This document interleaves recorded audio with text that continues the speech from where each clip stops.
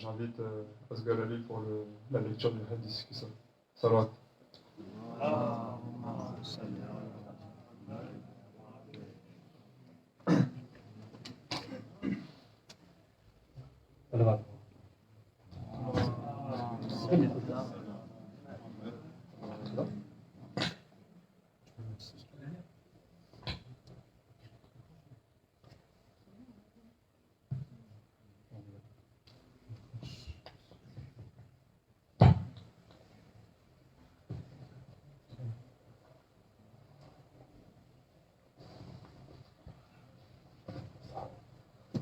Bismillahirrahmanirrahim. Donc je vais lire d'ici qui sort en français. Bismillahirrahmanirrahim. Par la grâce du nom d'Allah, le tout miséricordieux, le très miséricordieux. Fatima Zahra alayhi salam raconte: un jour, mon honorable père, le prophète d'Allah sallallahu alayhi wa sallam, est arrivé chez moi et m'a dit que la paix soit sur toi, ô Fatima. Je lui ai répondu que la paix soit sur vous, ô mon père. Puis il ajouta: je ressens comme une faiblesse dans mon corps. Je dis alors qu'Allah sallallahu alayhi wa sallam vous protège de cette faiblesse, ô mon père. Il m'a dit: ô Fatima, je te prie de m'apporter la couverture, Kissa, de Yémen et de m'en couvrir. J'ai donc apporté la couverture et je l'ai enveloppée. Quand j'ai regardé son visage, j'ai vu qu'il brillait telle une pleine lune parfaite. Peu de temps après, mon fils, Imam Hassan alayhi salam, arriva et me salua. Que la paix soit sur vous, ô mère. J'ai répondu: que la paix soit sur toi aussi, ô mon fils, ô plaisir de mes yeux, ô fruit de mes entrailles. Puis il m'a dit: ô mère, je sens ici un agréable parfum, comme la senteur qui émane de mon grand-père, le prophète de Dieu. J'ai répondu: oui, ton grand-père est en train de se reposer sous la couverture. L'imam Hassan alayhi salam s'approcha de la couverture et dit: que la paix soit sur vous, ô grand-père, que la paix soit sur vous, ô prophète d'Allah. M'autorisez-vous à vous rejoindre sous la couverture? Mon père répondit: que la paix soit sur toi, ô mon fils, ô maître de mon bassin. Oui, je t'y autorise. Puis l'imam Hassan alayhi salam est entré sous la couverture avec son grand-père. Puis peu de temps après, mon fils, l'imam Hussein alayhi salam, entra et me salua. Que la paix soit sur vous, ô mère. Que la paix soit sur toi, ô mon fils, ô plaisir de mes yeux, ô fruit de mes entrailles, lui répondis-je. Il dit alors: ô mère, je sens ici un agréable parfum, comme la senteur qui émane de mon grand-père, le prophète de Dieu, sallallahu alayhi wa sallam. J'ai répondu: oui, en effet, ton grand-père et ton frère sont sous la couverture. L'imam Hussein alayhi salam s'approcha de la couverture et dit: que la paix soit sur vous, ô grand-père, que la paix soit sur vous, ô le choisi d'Allah. M'autorisez-vous à vous rejoindre sous la couverture? Mon père répondit: que la paix soit sur toi également, ô mon fils, ô intercesseur de mon Ummah, je t'y autorise. L'imam Hussein entra avec eux sous la couverture. Entra alors Abul Hassan Ali ibn Abu Talib al-Salam, en me saluant: que la paix soit sur vous, ô fille du messager d'Allah. Je lui répondis: que la paix soit sur vous, ô Abul Hassan, ô prince des croyants. Il dit alors: ô Fatima, je sens ici un agréable parfum, comme la senteur qui émane de mon frère et cousin, le messager d'Allah, sallallahu alayhi wa sallam. J'ai répondu: oui, il est ici, sous la couverture, en compagnie de vos fils. L'imam Ali alayhi salam s'approcha de la couverture et dit: que la paix soit sur vous, ô messager d'Allah. M'autorisez-vous à vous rejoindre sous la couverture? Mon père dit: que la paix soit sur toi, ô mon frère, ô mon légataire, mon successeur et mon porte-étendard. Je te donne l'autorisation. L'imam Ali alayhi salam le rejoigna sous la couverture. Je me suis alors approché de la couverture et j'ai dit: que la paix soit sur vous, ô mon père, ô messager d'Allah. M'autorisez-vous à vous rejoindre sous la couverture? Mon père me répondit: que la paix soit sur toi, ô ma fille, ô chair de ma chair, je t'y autorise. Je suis alors entré sous la couverture. Quand nous fûmes tous sous la couverture, mon père, le messager d'Allah, prit les extrémités de la couverture, pointa vers le ciel avec sa main droite et dit: ô Allah, ce sont les gens de ma maison, mes proches, ceux que je protège. Leur chair est ma chair, leur sang est mon sang. Celui qui les fait souffrir me fait souffrir également. Celui qui les attriste m'attriste aussi. Je suis en guerre contre ceux qui sont en guerre contre eux. et en paix avec ceux qui sont en paix avec eux. Je suis l'ennemi de leur ennemi, et j'aime ceux qui les aiment, car ils sont de moi, et moi je suis d'eux. Alors envoie tes prières, tes bénédictions, ta miséricorde, ton pardon et ta satisfaction sur moi et sur eux. Éloigne d'eux la souillure et purifie-les totalement. Alors, Allah sallallahu alayhi wa sallam, le Tout-Puissant, le Grandiose, dit: Ô mes anges, ô habitants de mes cieux, véritablement, je n'ai créé aucun ciel élevé, aucune terre étalée, aucune lune lumineuse, aucun soleil éclatant, aucun astre rotatif, aucune mer mouvante, aucun vaisseau navigant, si ce n'est uniquement pour amour pour ces cinq qui sont sous la couverture. Alors l'ange Gabriel, le loyal, demanda: Ô Seigneur, qui se trouve sous la couverture? Et Allah sallallahu alayhi wa sallam, le Tout-Puissant, le Grandiose, répondit: Ce sont les gens de la maison du prophète et le berceau du message. Ce sont Fatima, son père, son époux et ses fils. Et Gabriel demanda: Ô Seigneur, autorises-tu à descendre sur terre pour être le sixième parmi eux? Alors Allah sallallahu alayhi wa sallam dit: Oui, je t'y autorise. L'ange Gabriel, le loyal, descendit et dit: Que la paix soit sur toi, ô messager de Dieu, le très élevé, le plus élevé te transmet ses salutations avec la paix et les honneurs et te fait savoir: Par ma toute-puissance et par ma gloire, je jure que je n'ai créé aucun ciel élevé, aucune terre étalée, aucune lune lumineuse, aucun soleil éclatant, aucune mer mouvante, aucun vaisseau navigant, si ce n'est pour vous et par amour pour vous. Ensuite, il m'a autorisé à vous rejoindre sous la couverture. Alors me permettez-vous, ô messager d'Allah? Le messager d'Allah sallallahu alayhi wa sallam dit: Que la paix soit sur vous, ô ceux qui transmettent les messages divins, je vous y autorise très certainement. Alors Gabriel entra avec nous sous la couverture et dit ensuite à mon père: Allah vous envoie cette révélation. En effet, Allah veut tenir éloigné de vous les gens de la maison, toute souillure, et vous purifier pleinement. Alors, l'imam Ali alayhi salam demanda à mon père: Ô messager d'Allah, dites-moi, quelle valeur a auprès d'Allah notre rassemblement sous cette couverture? Le prophète sallallahu alayhi wa sallam répondit: Par celui qui m'a envoyé avec la vérité comme prophète et qui m'a choisi pour transmettre le message. À chaque fois que le récit de notre rassemblement sera évoqué au sein d'une assemblée des habitants de la terre, comptant parmi elles nos partisans et ceux qui nous aiment, la miséricorde se répandra sur eux et les anges se réuniront autour d'eux pour demander pour eux le pardon. Et ce, jusqu'à ce qu'ils se séparent. L'imam Ali alayhi salam répliqua alors: Par Allah, nous avons réussi, nous et nos partisans, par le Seigneur de la Kaaba. Puis mon père ajouta: Ô Ali, par la vérité, par celui qui m'a envoyé la vérité, comme prophète, et qui m'a choisi pour transmettre les messages, à chaque fois que le récit de notre rassemblement sera évoqué au sein d'une assemblée des habitants de la terre, comptant parmi elles nos partisans et ceux qui nous aiment, s'il y aura parmi eux des gens dans la détresse, Allah le Tout-Puissant dissipera leur malheur, ou des gens dans la peine, Allah effacera leur chagrin, ou des gens dans le besoin, Allah exaucera leurs vœux. L'imam Ali alayhi salam déclara: Alors par Allah, nous avons réussi et atteint la félicité, nous et nos partisans dans ce monde et dans l'au-delà, par le Seigneur de la Kaaba. Salat. Allahumma salli ala Muhammad wa ali Muhammad. Salawat. Allahumma salli ala Muhammad wa ali Muhammad. Muhammad wa ali Muhammad, blanca salawat. Allahumma salli ala Muhammad wa ali Muhammad.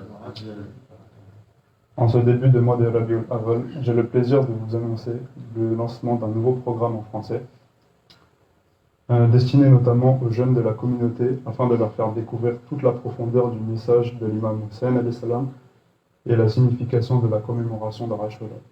Néanmoins, ces discours mensuels, prononcés par des savants exerçant une haute autorité au sein de la communauté, couvriront de nombreux aspects de la culture imamique, en montrant la richesse des enseignements du prophète et de sa sainte famille. Maulana Abul Kalam Azad était un grand écrivain et politicien musulman indien du XXe siècle, avait écrit: Si tous les roseaux se transformaient en plumier, si tous les océans devenaient de l'encre pour écrire les événements de Karbala, ils seront insuffisants pour décrire l'ampleur de l'impact laissé sur les cœurs humains. Les leçons tirées de ces événements sont immenses. La tragédie de Karbala s'est déroulée en l'an 61 de l'Hégire, c'est-à-dire 50 ans après le départ du prophète de ce monde. Cependant, depuis environ 1400 ans, chaque année, ces événements sont commémorés avec une ferveur sans cesse redoublée. Ainsi, comme vous avez pu le constater par vous-même, de nombreux savants sont intervenus en apportant leur contribution sur un sujet inépuisable. Les textes et discours sont souvent prononcés dans une langue qui ne semble plus accessible aux jeunes de notre communauté, élevés et éduqués dans un entourage français. Soucieux de leur faire profiter de cette source intarissable émanant des enseignements du prophète et de sa sainte famille, nous avons eu recours à quelques Maulana dévoués qui ont accepté à notre grande joie de prononcer ces discours en français et nous leur en sommes profondément reconnaissants. Ainsi, nos jeunes francophones pourront se familiariser avec le langage des textes sacrés, des notions de pages d'histoire liées au Ahlul Bayt, l'importance de la famille du prophète, les nombreux textes et citations se référant à eux par rapport au livre sacré. Les sujets sont inépuisables, c'est un océan sans fond. Maulana Zafir Naqvi Sahib vous présentera ce premier majlis. Nous lui avons expliqué notre désarroi et a accepté de venir et de nous honorer de sa présence pour l'occasion. Nous lui exprimons notre gratitude qu'Allah lui accorde une excellente santé afin qu'il puisse nous faire profiter de son immense savoir. Amin. En ce qui concerne le déroulement du programme, tout d'abord, le Maulana va nous expliquer, nous présenter l'introduction de l'histoire de Karbala. Et ensuite, en deuxième partie, il va nous parler de l'éducation des enfants, comment les jeunes doivent se comporter avec les parents et comment les jeunes parents doivent se comporter avec leurs enfants. Après le discours du Maulana, il y aura une séance de questions-réponses. Vous pourrez poser toutes vos questions au micro et ceux qui ne sont pas à l'aise pour parler à l'oral pourront donner leurs questions à Ejtaza et à Adnan qui, eux, les poseront au Maulana. C'est valable également pour les filles. Enfin, nous tenons à remercier les organisateurs qui ont pu aboutir à ce projet avec la participation d'Imam Shafai Medjof. Il y aura une distribution de niaz à la toute fin. Je souhaite à tous et à toutes une très bonne immersion dans ce monde, ne laissant aucune âme insensible. J'invite donc notre Maulana à réaliser son majlis. Salawat. اللهم صل على محمد وآل محمد وعجل فرجهم.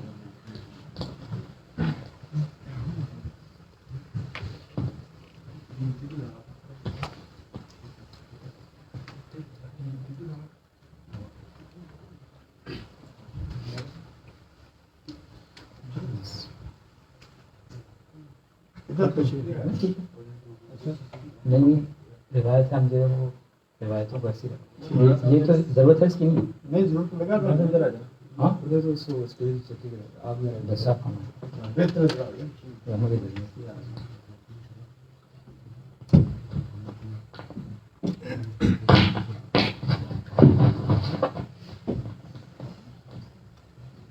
Muhammad wale Muhammad Blantar Salawat. اللهم صل على محمد وآل محمد.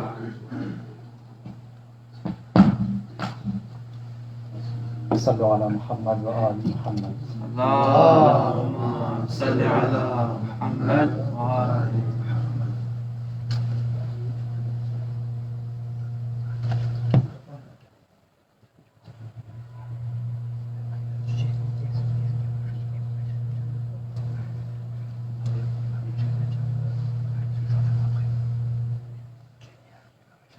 أعوذ بالله من الشيطان الرجيم بسم الله الرحمن الرحيم الحمد لله رب العالمين الصلاة والسلام على محمد وآله الطيبين الطاهرين. اللهم صل على محمد وآل محمد. Dans un premier temps, je demanderai aux frères qui sont tout au bout. Parce que moi, ma voix ne porte pas. Donc, je demanderai si vous pouvez avancer. Je sens la chaleur de votre présence et que nous soyons, Inch'Allah, autour de nous. Et puis les gens qui viennent en retard, ils se trouvent facilement parmi nous, Inch'Allah. Salawat ala Muhammad wa ali Muhammad. اللهم صل على محمد وآل محمد. Deuxièmement, remercie les organisateurs de cette réunion et ce rassemblement qui est honoré par le nom de Ahl Bayt alayhi salam. Et ce sont les Ahl Bayt qui nous rassemblent ici. L'importance de Ahl Bayt alayhi salam, c'est un sujet. L'importance, comme le sujet que notre cher frère il a annoncé, de Karbala, Imam Hussein alayhi salam, le mouvement de Imam Hussein alayhi salam, ce sont des connaissances très importantes qui forment notre identité dans la communauté humaine en général. Et si aujourd'hui nous sommes venus ici, c'est parce que nous sommes des musulmans, chiites, imamites, d'accord?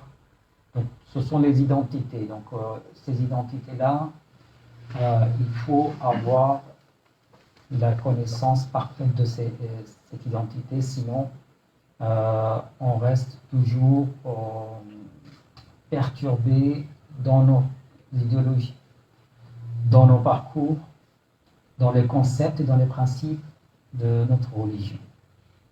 Donc, de ma part, ce qui est plus important pour nous, c'est de connaître quelques notions clés pour comprendre ce que nous devons comprendre, ce qui est important. L'un des problèmes qui souvent ont été constatés, et moi aussi je suis passé par là, de ma naissance, puis mon enfance et tout, c'est que l'histoire de Karbala, pour nous, il n'est pas une histoire ordonnée. Que tous les événements, c'est comme une histoire qui est racontée. Dans l'histoire de Karbala, ce sont des flèches qui sont données, et surtout quand nous basons plutôt sur les discours qui sont faits pendant Muharram, pendant les Majalis. Donc les discours, ils donnent des événements vraiment sélectionnés liés à l'histoire de Karbala. Je ne sais pas si vous trouvez ce que je suis en train de vous dire, que l'histoire n'est pas construite comme une histoire qui donne les éléments qui ont favorisé la création de cette tragédie. L'importance de stratégie et de la politique d'Imam Hussein alayhi salam. Donc il y a plein de sujets qui doivent être préalablement réglés dans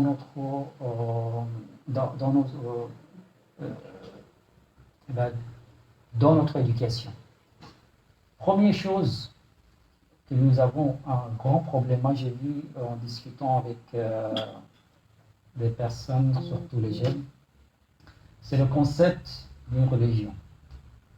Je vous tiens au courant que ce n'est pas un majlis traditionnel que vous êtes habitués peut-être, mais si nous travaillons ensemble, on va travailler sur des bases qui vont vous permettre de comprendre les majalis et les discours des savants qui sont faits sur différents sujets.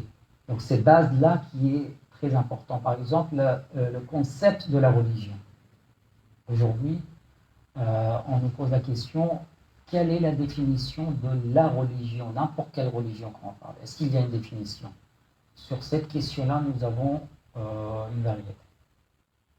La société occidentale, la pensée occidentale, il dit que la religion, c'est vos idées personnelles entre vous, et si vous croyez à Dieu, des dieux, c'est une pratique personnelle entre vous, ça n'a rien à voir avec la société. On est bien d'accord, c'est un concept général qui existe. Qu'est-ce qu'ils ont fait? Ils ont mis la religion, ils ont dit, vous les musulmans, vous restez dans les mosquées, les chrétiens vont rester dans les églises et vous restez dans les synagogues. Les juifs et puis chacun, les hindous et tout. Mais la société, on l'a séparée de la religion. Est-ce que la religion aussi, il se présente comme ça? C'est-à-dire, il dit oui, moi je suis une idéologie qui est individuelle, personnelle entre les individus et le Créateur. Non. Malheureusement, on parle de notre religion, que la religion est notre vie. Dans chaque moment, chaque endroit et chaque acte qui est produit, la religion est exprimée. Parce que la religion, c'est l'idéologie et nos actes et nos comportements. Ce sont les expressions de notre idéologie. D'accord? Si quelqu'un qui ne croit pas à Dieu, son mode de vie, il est complètement différent. Pourquoi? Parce que pour lui, il n'y a pas de vie éternelle. Il n'y a rien à faire après la mort. Donc pour lui, la vie s'arrête à sa mort. Donc imaginez, je sais que c'est difficile pour vous d'imaginer parce que vous êtes des croyants. Mais ça aussi, c'est une pratique. Il faut exercer de temps en temps, de sortir de notre idéologie, de regarder un petit peu objectivement comment ça se passe et comment les autres y pensent. D'accord? L'islam, il a respecté les pensées des autres, même s'ils sont erronés. Même s'ils sont erronés. Et si vous voyez, le prophète, alayhi salatu wassalam, quand il a signé le traité, pas seulement le traité, un acte qui a été signé entre les musulmans de la Mecque et les nouveaux musulmans de Médine, qui s'appelait à l'époque, qui va me dire, le Médine, ça s'appelait comment? Yathrib. D'accord, merci. Yathrib. Donc les gens, quand ils sont venus pour inviter le prophète, alayhi salatu wassalam, il y a un acte qui a été, un contrat qui a été signé. Est-ce que vous avez entendu parler de ce contrat?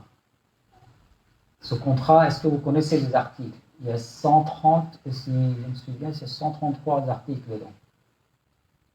Ça, c'est quelque chose à lire parce que le prophète, alayhi salatu wassalam, c'est tout début, avant qu'il forme le gouvernement, il met en place la base d'un gouvernement islamique.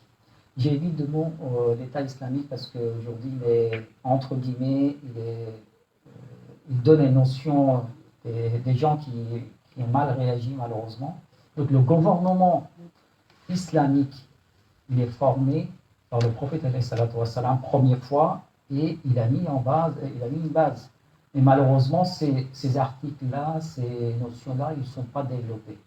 Et c'est ça qui crée normalement notre idéologie islamique. Donc ce que je dis, parfois, il faut voir l'islam. Donc le prophète alayhi salatu wassalam, qu'est-ce qu'il a fait? Il a donné beaucoup de respect à ceux qui n'étaient pas entrés dans l'islam. Comme les juifs qui habitaient à Yathrib, les juifs qui habitaient à Médine, ils avaient une vie quotidienne, il y avait ils n'ont pas accepté l'islam. Donc, un acte qui a été réalisé, voilà, vous avez des droits. Au niveau social, tout le monde a les mêmes droits, mais vous avez le droit de pratiquer votre religion, les musulmans, ils vont pratiquer leur religion. Et comme majoritairement ce sont les musulmans, donc la loi il sera faite sur l'idéologie islamique et le gouverneur, comme le prophète alayhi salatu wassalam, c'est lui qui va gouverner selon ses propres convictions. Et les juifs, vous n'êtes pas dans le gouvernement, mais vous êtes libre, on vous respecte. Le respect d'autres idéologies, ça c'est la base de notre religion. L'islam, il n'est pas venu pour détruire les autres, mais pour faire évoluer les sociétés. Quand vous voyez le prophète alayhi salatu wassalam, quand il arrive, il y a des pratiques qui étaient en cours déjà. Il a attesté, c'est-à-dire c'est bon. Il y a des pratiques qui étaient néfastes, donc il a dit non, ça on refuse. Et c'est comme ça que tout ça a été avancé. Est-ce que vous avez entendu de parler d'un pacte entre les Quraysh qui a été fait pour défendre les opprimés et les victimes de l'injustice? Vous avez peut-être entendu parler, c'était un pacte à l'époque, même avant l'islam. Il y a eu un problème à la Mecque. Il y a un étranger qui avait apporté quelques marchandises. Il a vendu à quelqu'un à la Mecque. Et la personne, comme il était fort, il était chez lui, il a refusé de payer. Et c'est cette personne-là qui se trouvait étranger dans la ville. Il s'est monté quelque part sur la montagne. Il a demandé, moi, je suis victime d'une injustice et je suis impuissant. Donc, aidez-moi. Et le prophète et les autres qui étaient, c'est-à-dire les différents responsables de Quraysh, il y a des jeunes de cette époque. Comme vous voyez, les jeunes, parfois, et souvent, c'est eux qui prennent le devant.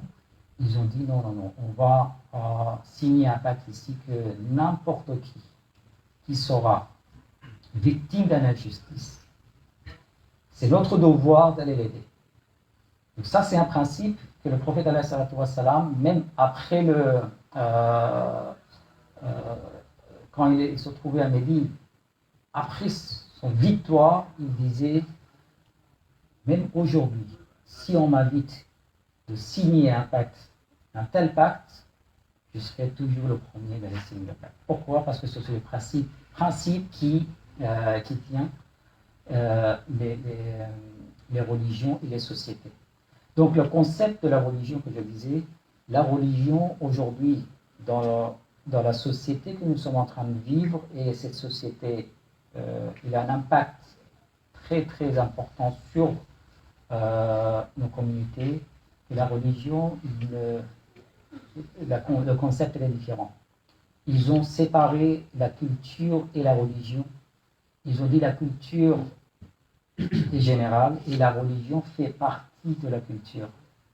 Si vous regardez dans les infos, normalement, dans les journaux et des magazines, vous trouvez que pour la classification des informations qu'on vous donne, alaykoum salam, politique, et tout ce qui est la religion, il se trouve sous le titre de culture. C'est-à-dire, dans la culture, il y en a qui sont religieux, il y en a qui ne sont pas religieux. Mais chez nous, la culture et la religion, ce sont les deux concepts et deux phénomènes complètement différents. Et pour vous donner une piste de réflexion que vous développez vous-même, la religion est le message d'Allah subhanahu wa ta'ala, le message divin, les consignes et les enseignements donnés et la guidance donnée par le Créateur. Et la culture est une création de la société, création humaine. La culture, c'est nous qui créons, d'accord? Et la religion est le message que Allah subhanahu wa ta'ala nous envoie, comment vivre, comment créer votre culture. Donc, les concepts, quand on voit les différents, on voit que le rôle aussi est différent. Et la religion, il nous donne des grandes lignes, un cadre, que la culture que vous êtes en train de créer, naturellement, nous formons une civilisation. D'accord? Donc, dans quel cadre vous allez trouver votre prospérité? Pourquoi? Parce que tout le monde cherche une vie prospère. Tout le monde cherche la perfection. Tout le monde cherche la réussite. Toutes les études que nous faisons, tout ce que nous faisons pour réussir dans la vie. Nos parents, ils nous éduquent pour que nous réussissions dans nos vies. Mais cette réussite-là, d'une humanité générale, que l'humanité réussisse tout ensemble, pour cela, il faut avoir une connaissance parfaite. Cette connaissance parfaite, nous ne possédons pas. Nous, nous ne sommes pas capables. Donc, Allah, par sa grâce, il nous a envoyé des messagers, des prophètes, et après les prophètes, ce sont les imams alayhi salam qui succèdent les prophètes. Eux, ils sont des gens, et c'est le concept de imam que je suis en train de vous expliquer en bref, et je vais être vraiment simple parce qu'il y a les plus jeunes et les moins jeunes qui sont présents, mais il faut qu'ils soient simples et logiques. Comme on a besoin de quelqu'un qui a la connaissance parfaite, que nous arrivons à en faire la confiance. D'accord? Pour cela, comme c'est notre vie qui est engagée, donc cette personne, il faut qu'il soit parfait.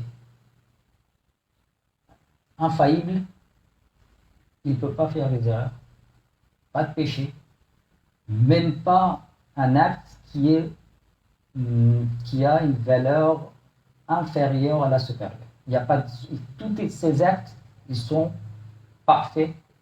Tout ce qu'il dit, c'est la vérité, et c'est la personne qui connaît et qui a la connaissance parfaite de notre société et de notre réussite. Donc les consignes que cette personne donne, on l'appelle soit le prophète, soit l'imam, ça c'est logique que nous allons accepter. Quelqu'un les personnes que vous faites confiance, quand ils vous conseillent, vous écoutez. Quand vous faites votre choix pour un médecin, vous voyez, après vous faites confiance à un médecin qui vous conseille de poursuivre un tel traitement, et vous faites confiance, vous avancez. Et cette confiance-là, Allah subhanahu wa ta'ala nous a accordé pour les prophètes et les imams. Donc, cette grâce qui existe, c'est notre devoir de le préserver et de suivre et de protéger cette grâce divine.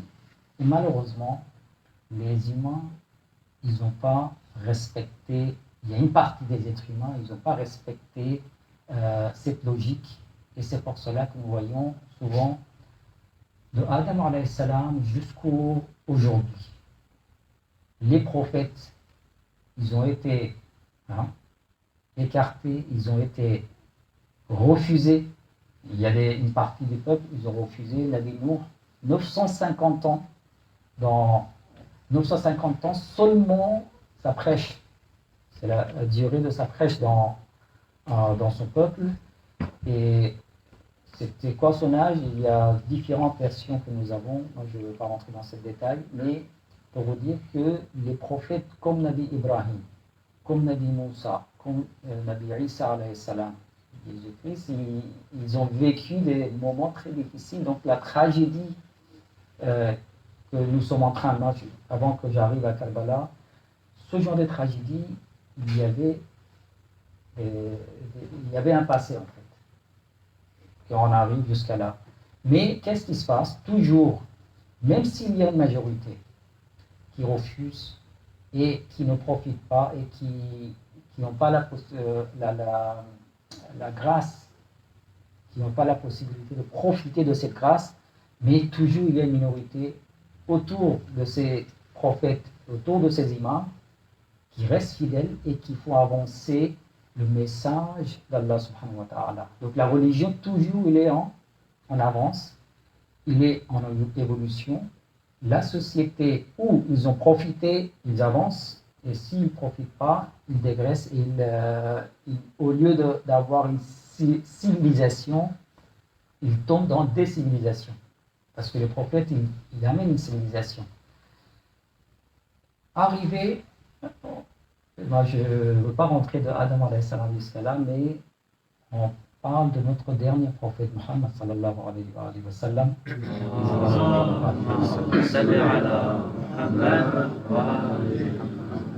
Allah subhanahu wa ta'ala, il a envoyé la dernière version la plus complète de la religion.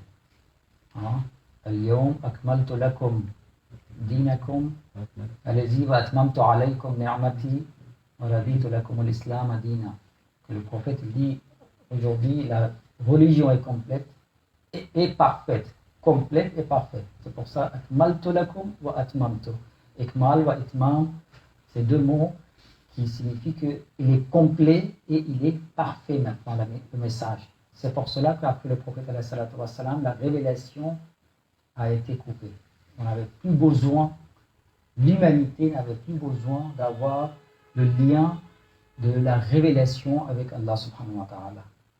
Mais l'être humain et l'humanité, il avait toujours besoin d'un guide qui incarne le projet de la réussite de leur société. Et Allah subhanahu wa ta'ala nous a accordé. Il a nominé 12 imams après. Et l'erreur très très grave que les musulmans ils ont faite, c'était de ne pas respecter la nomination de successeur du prophète. Vous connaissez l'histoire. Après le décès du prophète, certains ashab, certains compagnons sont réunis et ils ont dit nous décidons. Moi, je résume leur logique que pour nous, il n'est pas possible de respecter la dernière consigne donnée par le prophète qui est sa succession. Et malheureusement, c'était la consigne qui garantissait la protection et la réussite de la société musulmane. Et malheureusement, une partie des ashab, ils ont refusé. Et encore, malheureusement, la majorité des musulmans, ils ont subi, c'est-à-dire ils ont accepté. Et c'est là que nous voyons Imam Ali salam a été écarté de pouvoir, de son droit, et il y a eu le problème essentiel d'une fraction qui a divisé les musulmans entre deux parties. À l'époque, les notions comme aujourd'hui, chiites, sunnites et tout, ils n'existaient pas. Ils étaient tous des musulmans, mais il y a eu un grand problème. Ce problème-là, on a vu que le concept que nous avons, qui est le concept de Ahl Bayt de l'imam, je ne sais pas si quelqu'un qui était là pendant mon discours ces derniers jours, que le prophète alayhi salatu wa salam, il a dit que après moi, il n'y aura pas d'élection. Le système d'élection, il n'existe pas dans la prophétie et la succession du prophète. C'est la nomination parce que, pour des raisons que nous avons citées à l'instant, que nous ne pouvons pas comprendre et nous ne pouvons pas identifier la personne qui a la connaissance parfaite et qui peut garantir notre succès. Donc, Allah il a dit, moi je vous envoie. Les êtres humains, malheureusement, ils ont refusé. Sous quel prétexte? Et voilà, il n'est pas possible. Deuxième calife, dans une parole qui raconte, je vous cite dans Sharh ibn Abi al-Hadith, qui raconte tout ça en détail. Et le deuxième calife, merci, il dit, le prophète, alayhi salatu wa salam, il avait décidé de nominer Ali comme son successeur, mais moi, je n'ai pas laissé. Pourquoi? Parce que Ali, c'était quelqu'un qui avait tué beaucoup des ennemis, et ces ennemis-là, maintenant, leurs tribus, ils sont rentrés dans l'islam. Il parlait de Bani Umayyad. Les Umayyads, ils avaient la haine de Imam Ali alayhi salam. Les Umayyads, c'était les Quraysh, c'était les leaders de Quraysh qui avaient le monopole de pouvoir à la Mecque, et c'était eux qui ont créé tous ces problèmes pour le prophète alayhi salatu wa salam, qui ont amené la guerre jusqu'à Médine, Badr, Uhud et tous ces Khandaq, toutes ces batailles-là, c'était les Umayyads qui avaient amené. Mais une fois que la Mecque a été conquise, ils ont, par hypocrisie, ils sont rentrés dans l'islam, ils n'avaient pas d'autre choix. Mais comme ils étaient des politiciens, et pour eux, c'était leur politique, le pouvoir, leur ego qui était plus important. Donc, chaque phénomène qui existait, ils le prenaient d'une façon à l'autre, même par hypocrisie. veulent prendre. Aujourd'hui aussi, c'est la même chose. Il y en a qui dit l'islam, entre guillemets, mais en fait, il suit leur propre projet. Hein? Quand j'entends, j'attendais une fois, il y a des gens qui disaient ici, les politiciens, qu'on ne veut pas l'islam en France, on veut l'islam de France. C'est une phrase que vous avez entendue, non? Que nous ne voulons pas l'islam en France, mais nous voulons un islam de France. Mais en fait, ils ne veulent même pas l'islam. Comme ils ne peuvent pas éviter la présence des musulmans qui est efficace et qui est vraiment qui a un impact dans la société, parce que le taux de conversion, je suis en train de, vous voyez, des petits morceaux que je suis en train de vous donner pour vous dire que soyez reconnaissants de votre présence et de votre croyance que vous avez. Que même l'ennemi aujourd'hui, il est contre la religion, mais il ne peut pas éviter. Donc il va dire, ok, ben j'essaie de modifier de ma façon. Donc, Bani Umayya, qu'est-ce qu'ils ont fait? Ils ont rentré dans l'islam et ils ont commencé à faire leur politique, parce que c'était les politiciens. Une majorité des musulmans, que c'était les gens simples, hein, naïfs, qui étaient des bédouins, qui n'étaient pas assez cultivés. Donc, Bani Umayya, ils ont créé cette ambiance-là, que cette erreur et cette trahison a été commise par certains de Ashab à cette époque. La majorité l'a accepté, donc Imam Ali, il a dit ok, il n'y a pas de force, c'est-à-dire dans notre logique, on ne va pas s'imposer par force. La force du prophète, c'était sa personnalité, c'était sa logique, et c'était ses mots, ses enseignements. Si vous acceptez, je viens. Médine, ils ont invité le prophète il est allé à Médine, il a dit ok, ben, vous voulez un gouverneur, moi je peux. Ils ont dit oui, ok, on avance. Donc c'est le peuple, ils ont accepté, et le prophète, il était là pour aider le peuple. Qu'est-ce qui s'est passé quand cette erreur a été produite? Donc ces deux courants, un courant de l'imam, il y en a une minorité qui suivait quand même, et un imam, il n'est pas quelqu'un que si on le refuse et on ne lui donne pas le pouvoir, on croit que voilà, il n'est pas en fonction. Un imam, il est nominé par Allah subhanahu wa ta'ala et il est en fonction, même si on ne lui donne pas le pouvoir. Pourquoi? Parce qu'il est là pour enseigner les gens, pour guider les gens, pour accompagner les gens dans leur vie quotidienne et pour accompagner la société. Maintenant, il y a une majorité qui refuse, mais il y a une minorité qui est là. Ils en ont besoin, donc ils profitent. Donc un imam, il est toujours en fonction, jusqu'à que le peuple, il lui donne sa place. Les prophètes, alayhi salatu wa salam, aussi, ils étaient comme ça. Ils venaient, ils se présentaient, ils prouvaient, et puis ils gagnaient une crédibilité. Mais malheureusement, comme les Bani Israël, ils ne suivaient pas. Et ils suivaient à leur choix, jusqu'à quand on va suivre.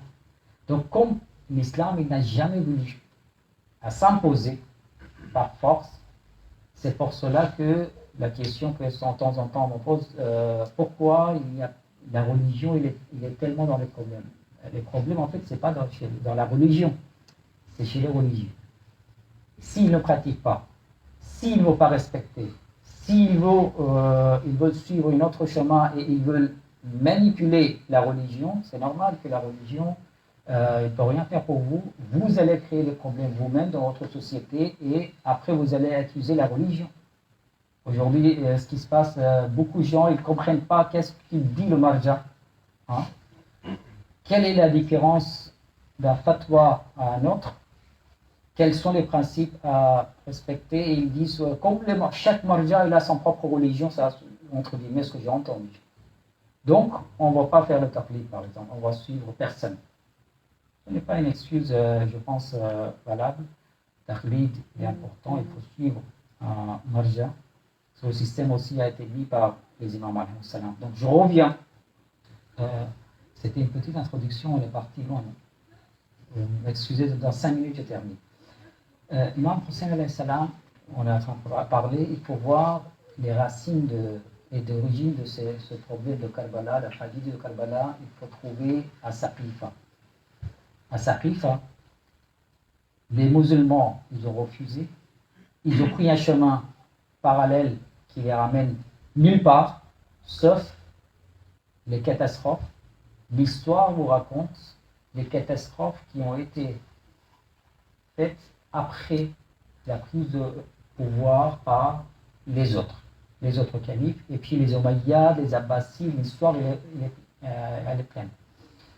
Mais par conséquence, nous avons vu que dans 50 ans, on a trouvé Imam Hussein à Karbala, et les musulmans, ce ne sont pas les kuffars qui sont venus pour assassiner le fils du prophète, l'imam de son époque, et ils ont assassiné, et ils ont fait ce qu'ils ont fait.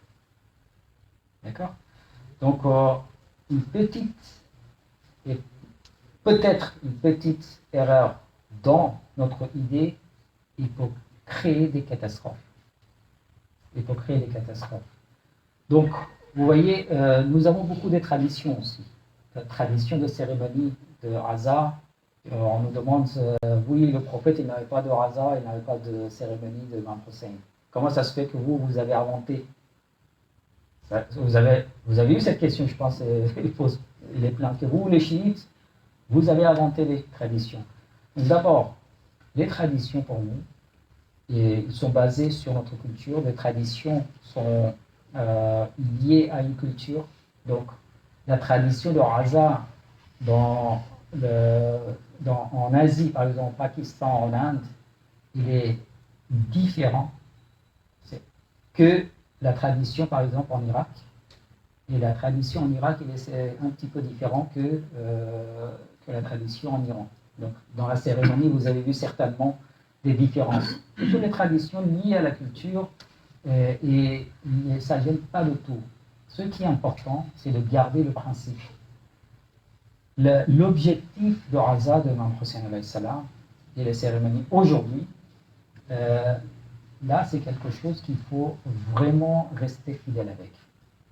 Parce que si on ne reste pas fidèle avec cet objectif, on va tomber encore dans des falsifications des choses, et puis on va se trouver dans quelque part très très loin de Imam Hussein alayhi salam, que même Imam Hussein alayhi salam, il va nous refuser.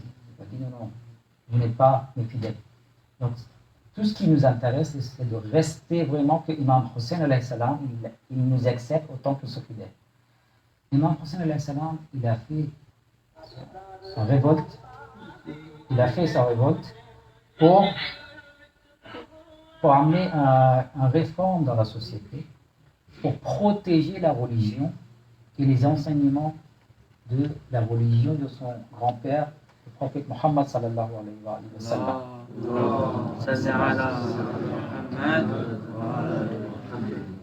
Donc aujourd'hui, si nous sommes fidèles d'Imam Hussein alayhi salam, c'est notre devoir de rester dans la mission d'Imam Hussein alayhi salam, qui était préserver la religion, les enseignements, les principes de l'islam. Si on s'éloigne et on se réclame que nous sommes les fidèles, mais derrière les principes sont oubliés, ça va être un petit peu comme ça que les autres religions qui ont oublié les enseignements de leurs prophètes, et aujourd'hui il leur reste que des traditions. Regardez chez nos frères chrétiens, une grande partie, ils disent que nous, on est chrétiens par naissance, on nous a baptisés quand on était enfant, mais je ne suis pas pratiquant, et ça c'est un mode de vie.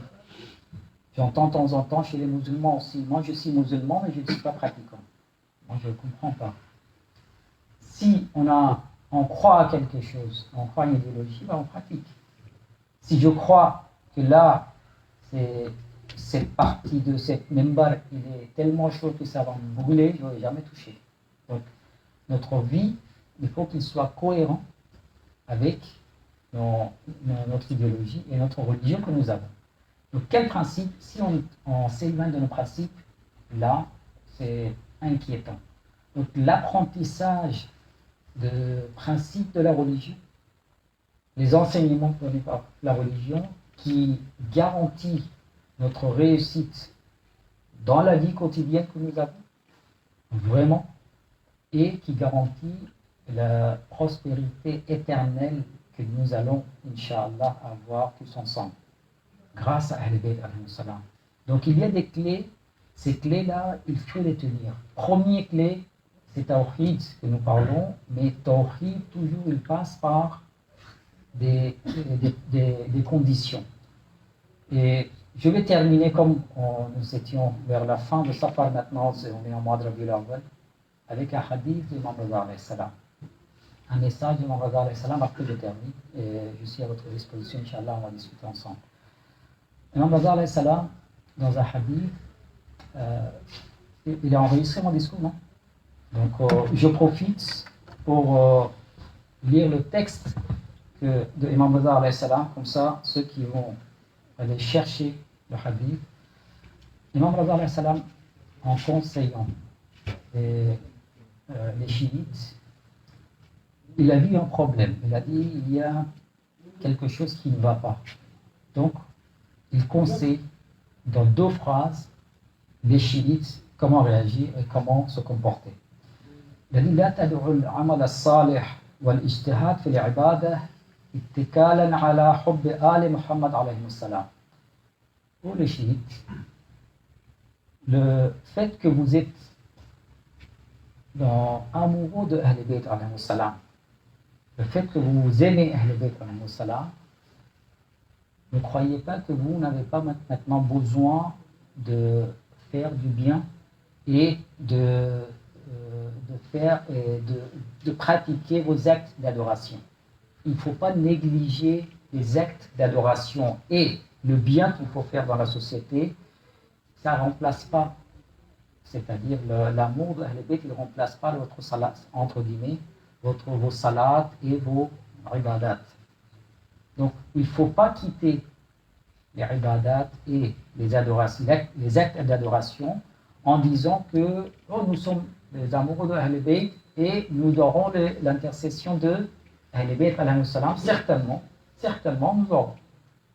Mais cet amour, il a une valeur quand il y a la pratique à côté.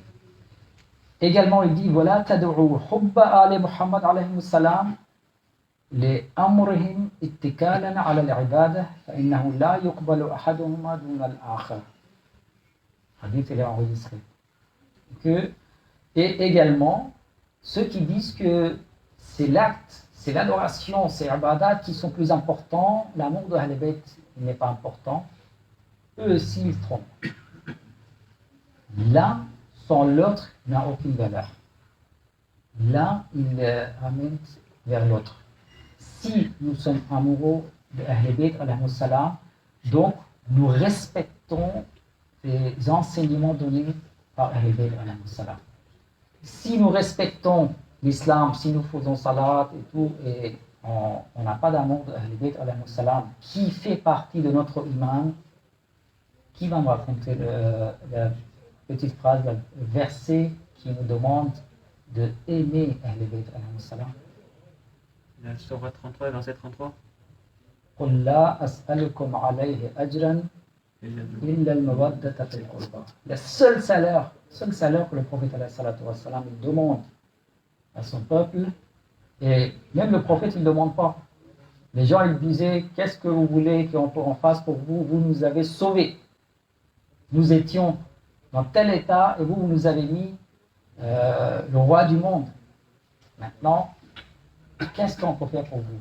Le prophète il a dit moi je ne veux rien. Allah il a dit non. Au prophète, dites à eux la as'alukum. Le Coran, et c'était Allah subhanahu wa ta'ala, il a fait un dicté. La as'alukum alayhi ajran. Je ne vous demande aucun salaire. Sauf l'amour de mes proches.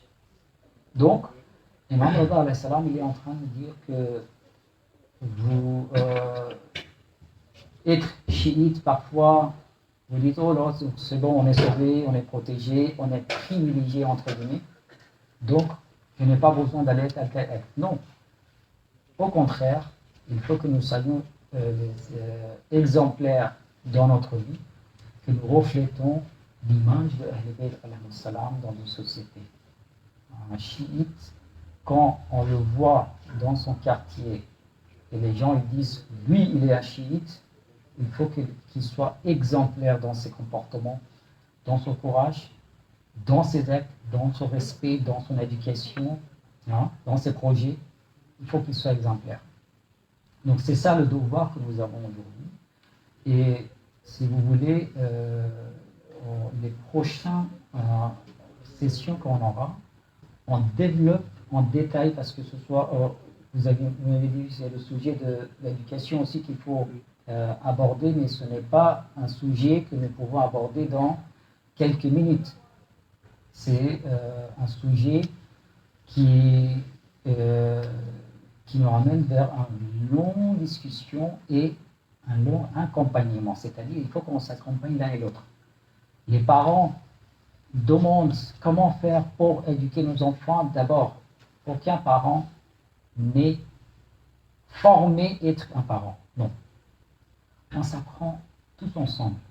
On apprend tous ensemble, petit à petit, en partageant l'expérience de l'un et l'autre et le cadre donné par l'islam, que nous arrivons à réussir dans notre vie. L'éducation fait partie de notre vie quotidienne. Donc pour cela, Inch'Allah, on aura, si on arrive à développer pendant la discussion qu'on aura, sinon la prochaine fois, je vous propose que nous concentrons notre réunion sur la question de l'éducation et la réussite de notre jeunesse qui est devant moi. Inch'Allah. Wassalamu alaikum wa rahmatullahi wa barakatuh. اللهم صل على محمد وآل محمد.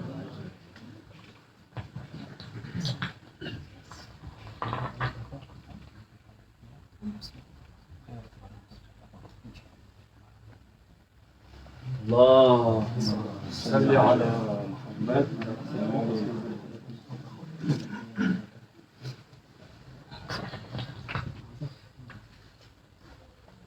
On va faire un matin et après on va passer à la prière. Salat.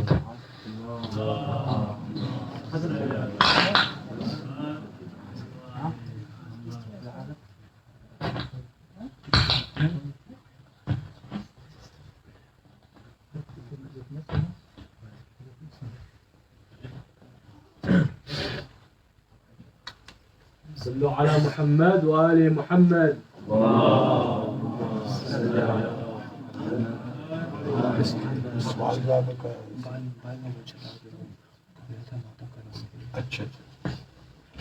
La première, avancez un petit peu s'il vous plaît, comme ça on va tous réunis sur là pour le matin.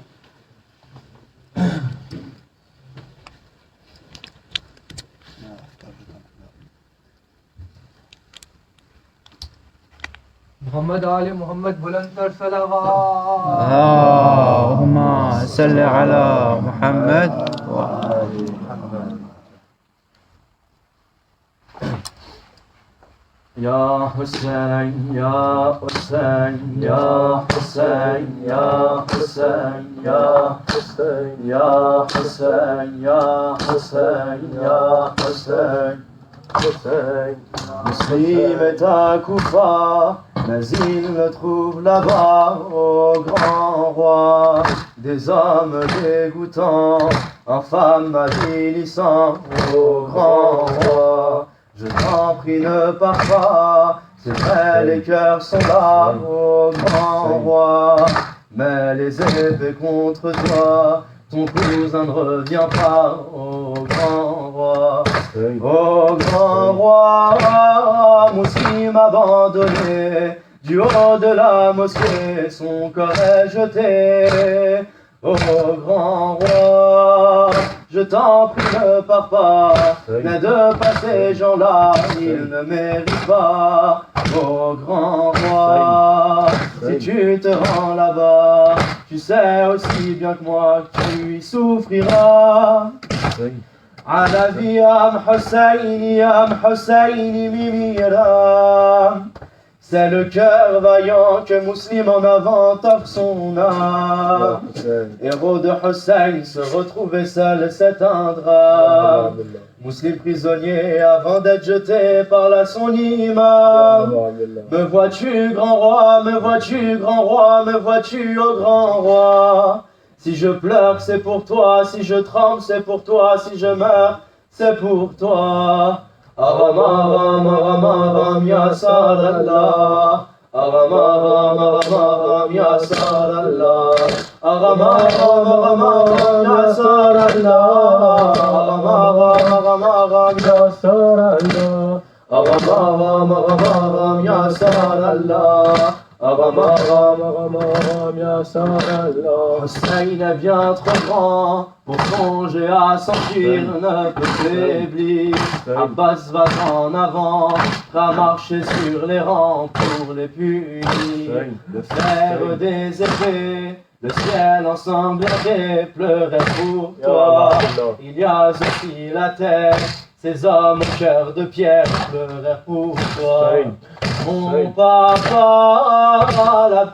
bien sûr cette terre t'écrit l'appel de ta vie. Où es-tu papa?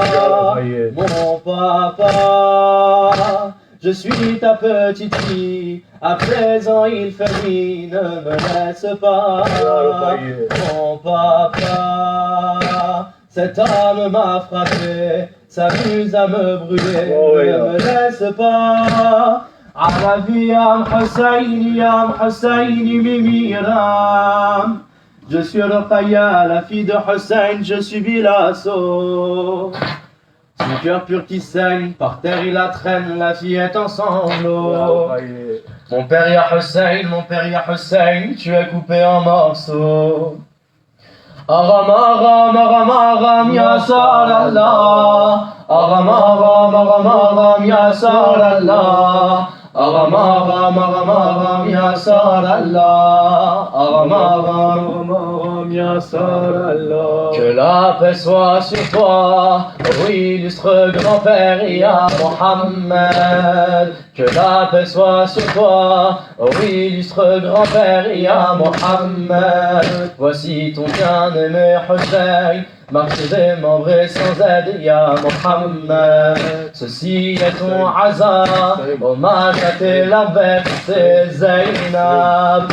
Encore meurtri comme Zahra, l'appel pour Mustafa ya Zainab. Ya Zainab, les corps restés là-bas, les têtes sont devant toi, on ne regarde pas. Ya Zainab, les têtes sont à Koufa, les corps à Kadwana, oh mon doux Hussein. Ya Zainab, c'est en voyant cela que ta tendre Ruqayya vous abandonnera. Ala fi ya Hussein Mimiram. C'est la corde au cou, les pieds, les poings liés qu'ils traînèrent à genoux. Cela fait trop longtemps qu'ils vous traînent devant, se moquant de vous. Sachez que Zainab, la sœur de Hussein, est battue par des fous. Ala fi ya Hussein Mimiram.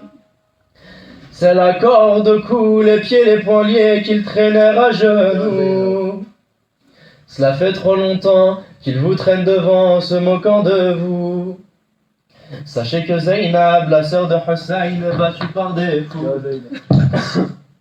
Aram aram aram aram ya Sarallah. Aram aram aram aram ya Sarallah. Aram aram aram aram ya Sarallah. Aram aram aram aram ya Sarallah. Aram aram aram aram ya Sarallah. Aram aram aram aram ya Sarallah. Aram aram aram aram ya Sarallah. Aram aram aram ya Sarallah. Vers Cham on me traîne Abbas. Vois comme ils me traitent Abbas. Ils m'ont mis des chaînes Abbas. Vois comme ils nous frappent Vers Cham on me traîne Abbas, vois comme ils me traitent Abbas. Ils m'ont mis des chaînes Abbas, vois comme ils me frappent Abbas. Maintenant que tu es parti, je n'ai plus aucune aide.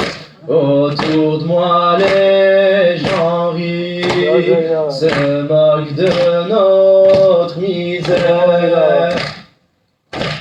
Malgré ça je reste calme et fier. Zainab ressemble à sa mère, Zainab ressemble à sa mère. Zainab, Zainab, Zainab, forte et courageuse.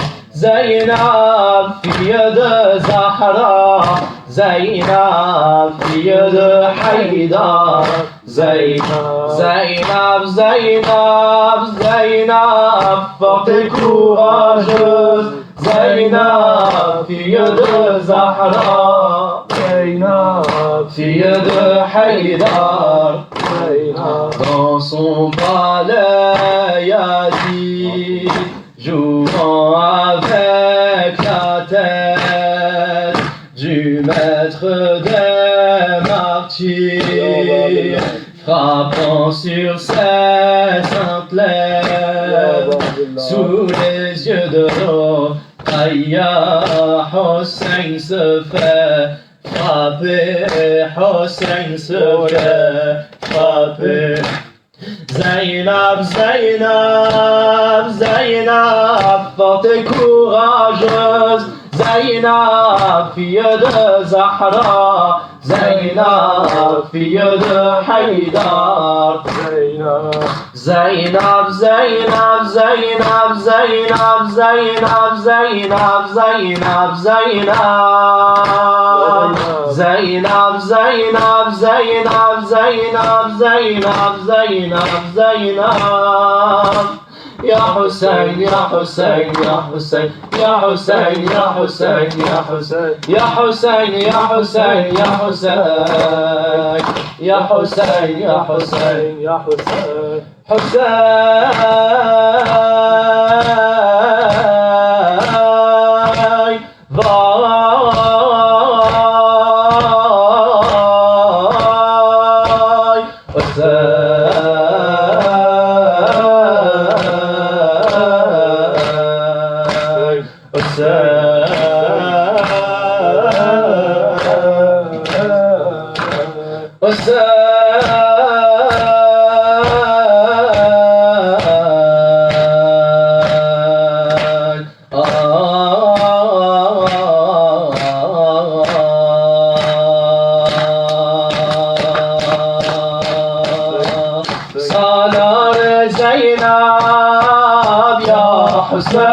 Salar Zainab, Ya Hussein, Imam de Zainab, Ya Hussein, tendre frère de Zainab, Ya Hussein, amoureux de Zainab, Ya Hussein, protecteur de Zainab, Ya Hussein,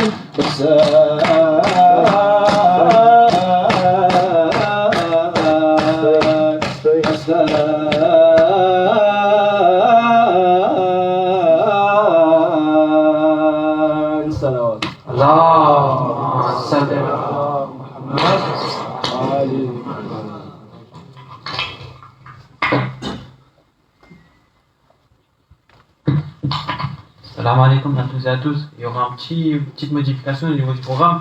Il y aura d'abord Ziyat et Arbaïn et à la fin il y aura session questions-réponses.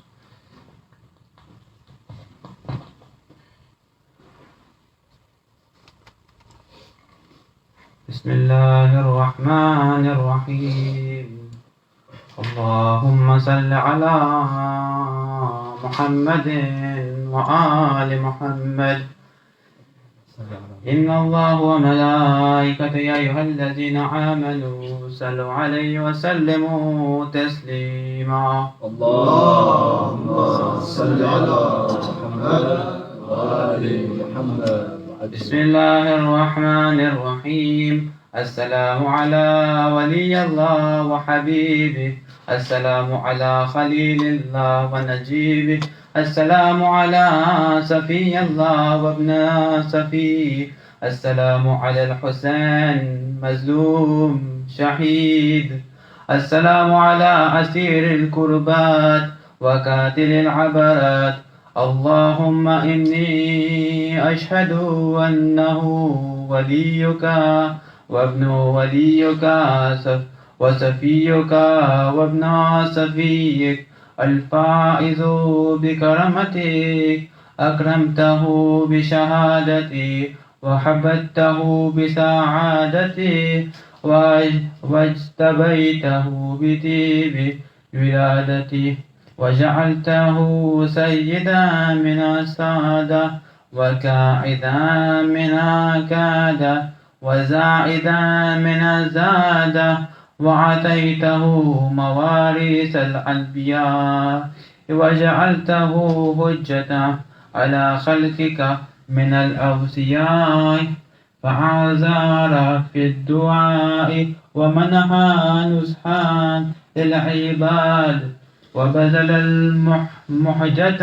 فيك ليستنقذ عبادك من الجحالة وحيرة زلالة، وقد توازار عليه من غرته الدنيا وبعاه حزاه بالأرزال والأدنى والشرى، الآخرة بالثمان الأكاس وتغترس وتردى في حواه وأسخطك بأسخط نبيك وأطاع من عبادك وأهل الشكاك والنفاق وحملة الأوزار المستوحجبين النار، فجهدهم فيك سبيرا محتسبا حتى سوفك في طاعتك دمه واستبيح حريمه. اللهم فلعنهم لعنا وبلا عذبهم عذابا عليما.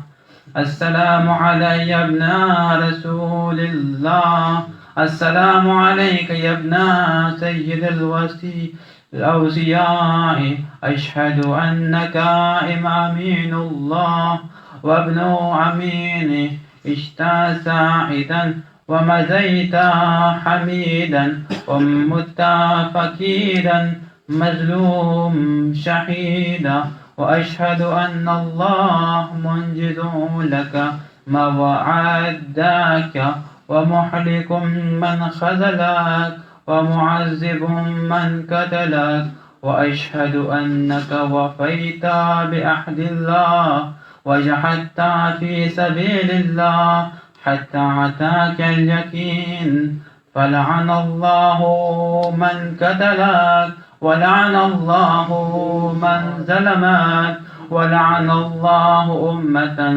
سمعت بذلك فرضت به. اللهم إني أشهدك إني ولي لمن والى وعدو لمن وادى بأبي أنت وأمي. Oh, que mon père et ma mère soient satisfaits, بأبي أنت وأمي, que mes parents soient satisfaits pour vous, يا رسول الله.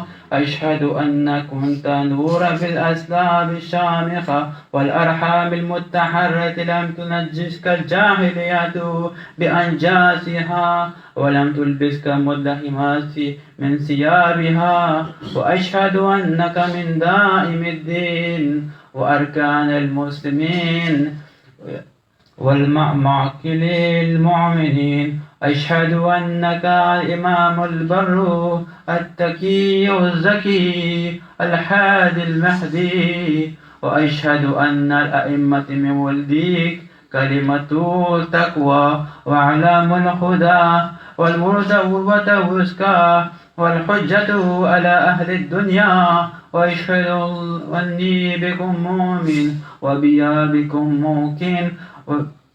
بكم موقن بشرع ديني وخواتم عملي لكلبكم وسلم لأمركم متبع ونصرة لكم معدات حتى يزال الله لكم فمعكم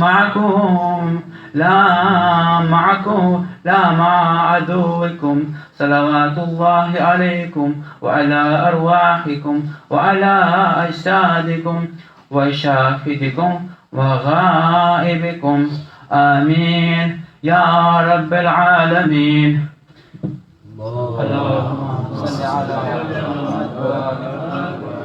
Maintenant, je vous invite à vous diriger vers Samra et on va faire Dua et Faraj. Tournez-vous vers la Qibla, Inch'Allah. Bismillahirrahmanirrahim. Tous ensemble. اللهم كن لوليك الحجة ابن الحسن صلواتك عليه وعلى آبائه في هذه الساعة وفي كل ساعة وليا وحافظا وكاعدا وناصرا ودليلا وعينا حتى تسكنه ورزاقته وتمتعه فيها طويلا برحمتك يا أرحم الراحمين.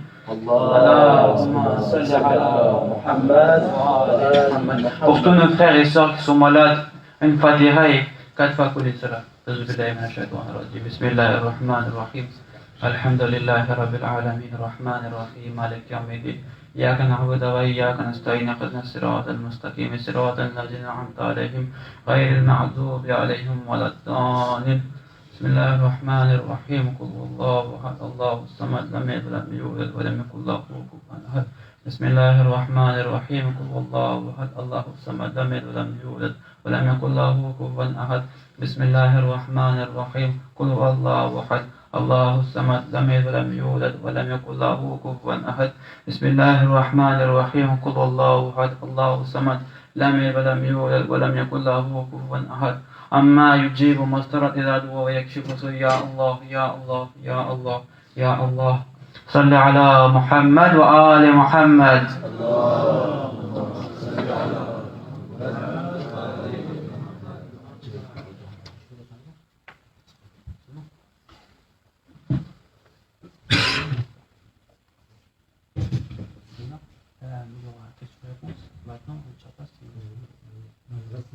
D'accord. Quand vous voulez.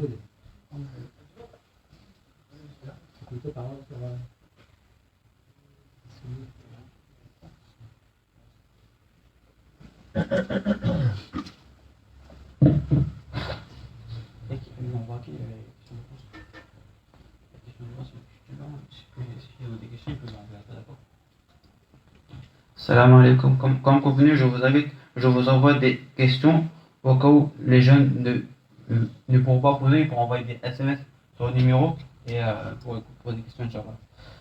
La première question, c'est pourquoi l'imam Hossein a-t-il décidé de ramener les femmes et les enfants pour la bataille de Karbala?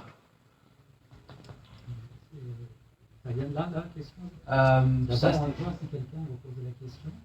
D'accord, ok, d'accord. Okay. Est-ce que l'un de vous aurait d'abord des questions à poser, Inch'Allah? S'il y a une personne qui souhaiterait poser des questions, qui peut se manifester ici, Inch'Allah. En fait, c'est une cérémonie de questions-réponses avec le savant. Si jamais vous avez des questions, quoi que ce soit, vous pouvez venir les poser, Inch'Allah. D'accord.